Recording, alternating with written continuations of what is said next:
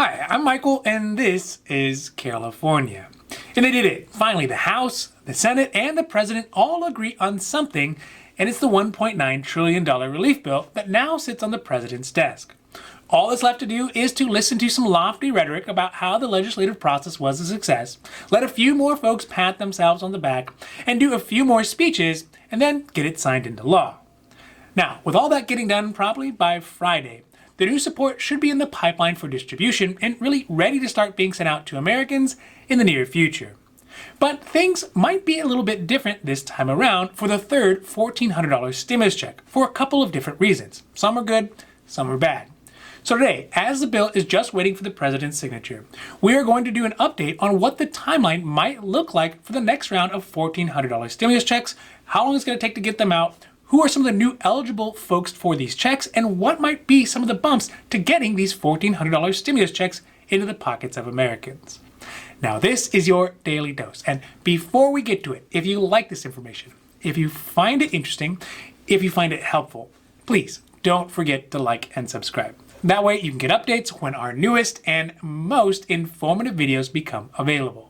Okay, so what we know so far is that Biden has said he will likely sign the American Rescue Plan, that's his $1.9 trillion baby, by tomorrow, which is Friday.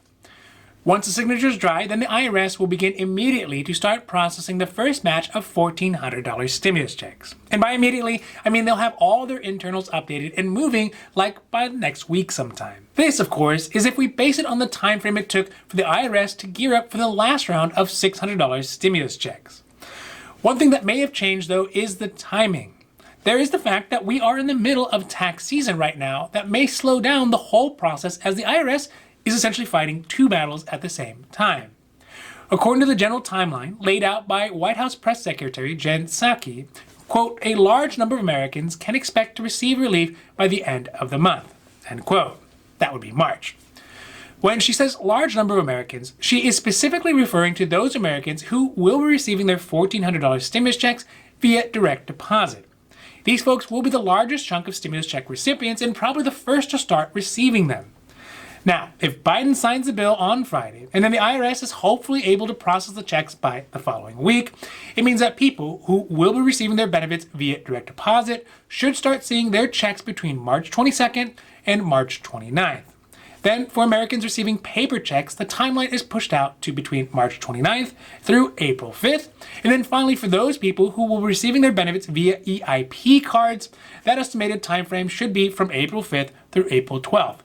But also keep in mind that the IRS actually has until December 31st, 2021 to get those $1,400 stimulus checks out.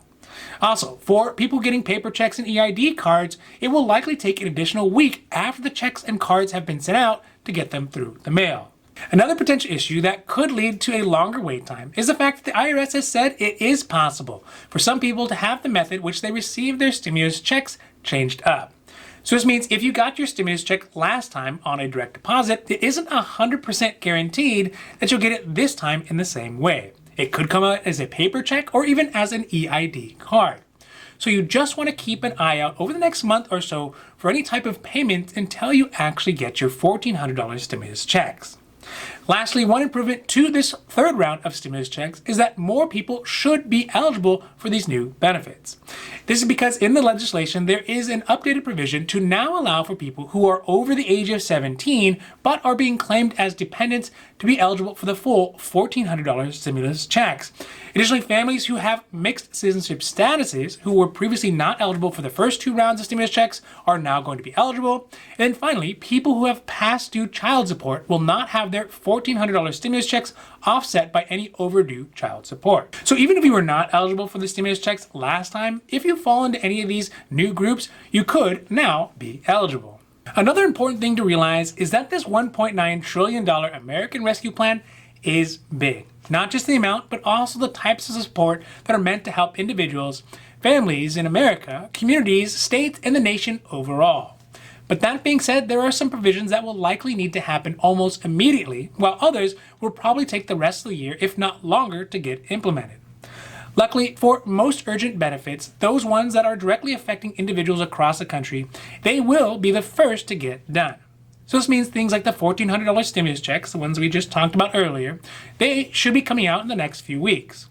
Additionally, the enhanced unemployment benefits of $300, this is going to be in addition to the normal UI benefits, should be in place even sooner to pick up where the last round of $300 unemployment benefits left off on March 15th. If only Caesar could have been so lucky.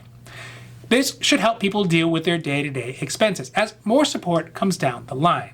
Some of the other provisions that are included in the American Rescue Plan will take longer for the feds to implement and longer for Americans to utilize.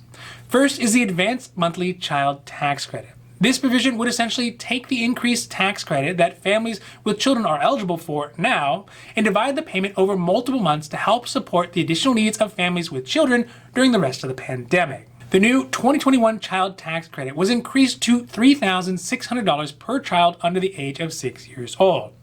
These advances will not start, though, until July and will run through December 2021, with any excess justified at the end of 2021 when somebody files their taxes. The next latecomer provision will be the exclusion of up to $10,200 worth of unemployment benefits for households who make under $150,000 a year on their taxes. So this one can be claimed on 2020 taxes, or for folks who have already filed their 2020 tax, can be included on an amended version for taxes later this year. Overall, this is great news for the country as a whole, at least in the short run. The long-run implications of such a huge stimulus package is still yet to be seen. But one thing is for sure is that we have to help people now who are struggling as a result of the pandemic, the lockdown, and the subsequent economic downturn.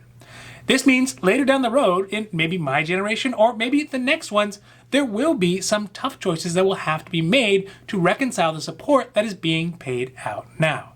But in the meantime, it is support like this that will provide the ground floor for America to start getting back on its feet again. So hopefully, when we look back at what has been done here today, it will all be obviously worth it. Now, this has been your Daily Dose, and I hope that you found it interesting or helpful or at least useful. And if you did, please don't forget to like and subscribe. That way you can get updates when our newest and most informative videos become available. So that's it for me, and for California, I'm Michael, wishing you a happy, healthy,